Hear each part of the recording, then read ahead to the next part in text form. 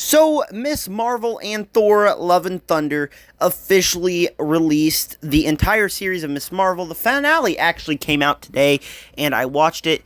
And then Thor Love and Thunder I did go to see last night. And so today I am going to do another one of my double reviews where I review two things in one video. But before I do that, please take a moment to subscribe, like button, hit the bell, and comment down below. What did you think of these two properties? And, if you can tell by the video, these two movies were very disappointing to me.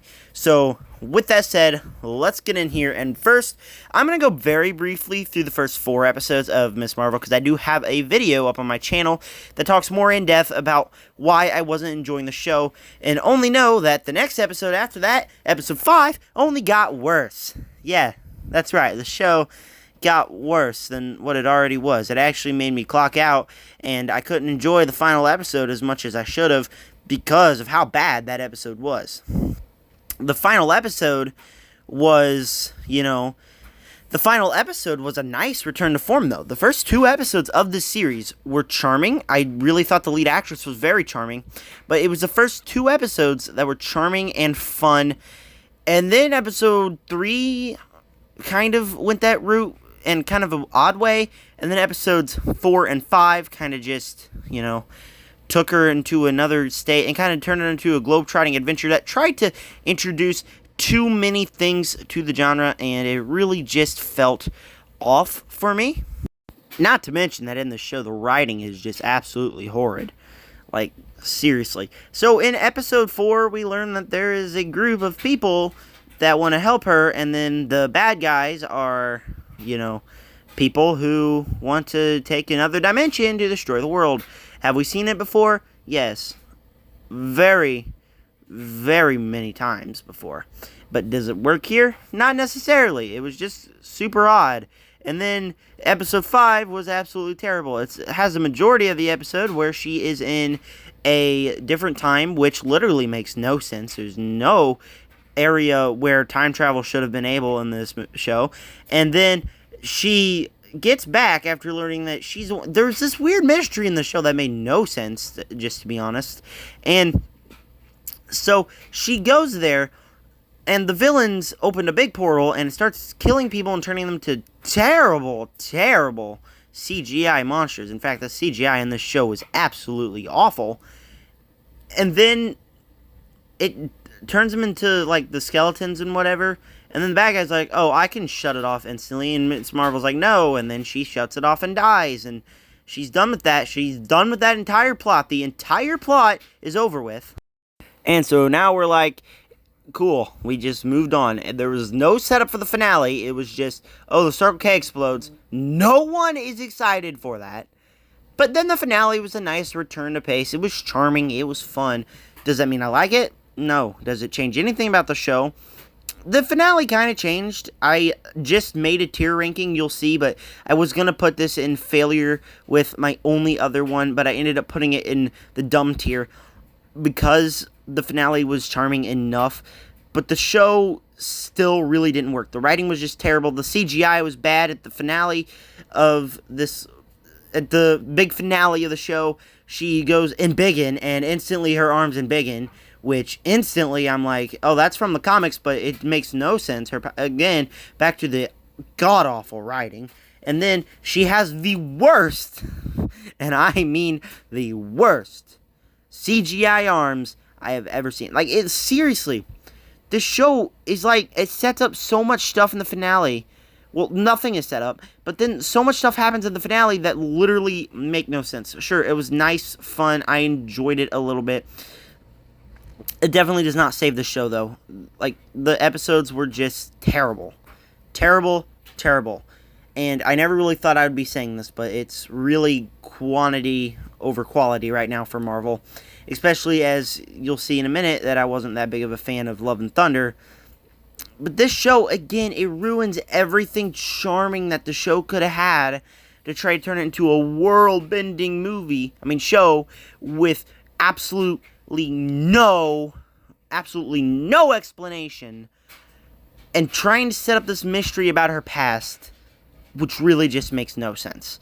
Yeah, this show, Miss Marvel, really was a failure. Now, of course, I did like the cast. The show had charming moments. At the end, it just felt like they weren't even trying, that they tried to make a show, but then at the end they're like, oh, audiences aren't going to like this, so let's go ahead and just butcher it and just release it out and not ever talk about it. I haven't heard anyone talk about this one, even though everyone should be bashing on how bad it eventually had to be. Overall, Miss Marvel was a very disappointing one for me. I'm giving it a D+, a 3.5, and 1.5 star. I would definitely recommend you skip this one. It's not even really worth your time.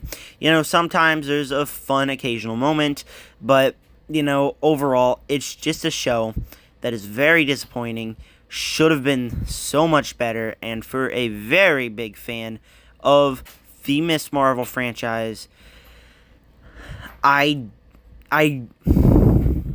really, really, really, really wished that the show would have been much, much better. Alright, now we're talking about Thor, Love, and Thunder. And, of course, there was things I liked in this one. I liked the cast. I really liked the moments where it was Chris Hemsworth and all of the Guardians of the Galaxy in the ship. That was my favorite moment, was when they were all just standing in the ship. That was the funniest moment. I liked the cast a lot. I thought there was moments in the end that were cute. I really liked that Thor became a father now. I like how he's now fathering a little girl. And, you know, Christian Bale, he carried a lot of the scenes in this movie. But that's about all I could say for positives. Unfortunately, I was very bored by this movie. Now, just for some reason, the film didn't click in my head. And it was really odd. A film like this really should have clicked in my head. For one, everybody says there was way too much comedy in this movie. I didn't really see that. If there's comedy, at least I probably would have been rolling on the ground laughing. And in this one, that is one thing I did not do. But it just feels odd. One thing I didn't like was the pacing. It did feel a little like, you know, it did feel actually a lot like it was a parody of Thor.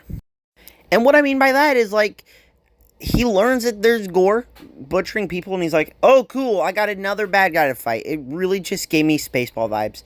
And that, to me, is really just odd. None of the action sequences worked. There were some emotions in here that really kind of clicked just a little bit. But the more I watched this movie, the more I was like, oh, please be over. And there's something I do got to talk about. You know, in Doctor Strange in the Multiverse of Madness, it works on, how do I say this without getting canceled? It works on, like, when they talk about the lesbian, because that's what actually happened in the comics. There would be tons of people revolting and throwing a massive fit if they didn't stick to that. In this one, there's multiple scenes. Valkyrie just sitting around like, oh yeah, I'm gay. That's literally all that happens. And no, don't cancel me. It's just that I feel like that is something odd, and a very odd choice for them to make that such a big theme. I definitely had to get up and walk around. So overall, this film was boring, with not too many great action sequences, not too much great of a story. The pacing was pretty bad. It was just overall disappointing. It doesn't feel like a Thor movie. Both of these movies were just disappointing. This movie it was just boring. And I can compare it to The Unbearable Weight of Massive Talent, because both films were kind of boring to me, and that is very disappointing. Now, again, like I said, there are stuff I liked. I liked the cast. I really liked Christian Bale's gore, and I really liked some of the cute moments in the end. But overall, Thor, Love, and Thunder, it was pretty dull. It was actually a really dull movie, and it's something that I will definitely not buy on Blu-ray. Alright, so Thor, Love, and Thunder, I'm going to give a C-, a 5 out of 10, and 2 stars, and I would say stream it. I would only say stream it because it's a part of the MCU, and you got to watch everything in the MCU. Otherwise, I would definitely tell you to skip this one, because this one was very boring and dull. But definitely do not go see this one in the theaters, of course, because there's also scenes And if you are a mother, you might want to be a little aware, because there's some scenes where there is intense talk of gay, and so the film definitely doesn't live up to the hype. It's not as good as Ragnarok. It definitely even has some little talks of orgies and whatever. It's definitely not a good movie, and not especially not for little kids, and I don't recommend that you watch it. Alright, so thank you for clicking on this video. This was my review for Miss Marvel and Thor Love and Thunder. If you got strong opinions, please comment down below, but don't cancel me, please. And with that said, make sure to subscribe, hit the like button, hit the bell, and as always, subscribe to join the Nerd Army. Peace out.